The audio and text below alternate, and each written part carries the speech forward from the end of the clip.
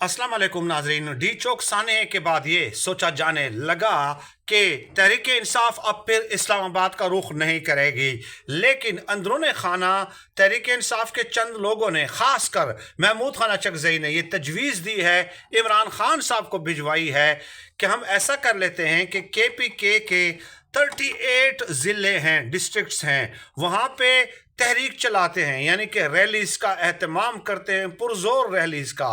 और इसके अलावा पंजाब के 36 ज़िले हैं, वहाँ पे भी हम तहरीक चलाते हैं। ये टोटल हो गए 74। और उसके बाद ये मुनज़्ज़म तहरीक चलाने के बाद, आवाम को तैयार करने के बाद इस्लामाबाद का रुख करेंगे।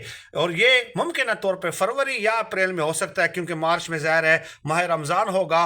तो ये बहुत बड़ी डेवलपमेंट है। अगर इस किस्म की तैयारी के साथ वो इस्लामाबाद का रुख करते हैं तो हुकूमत के लिए रोकना बिल्कुल भी मुमकिन नहीं होगा। ये बात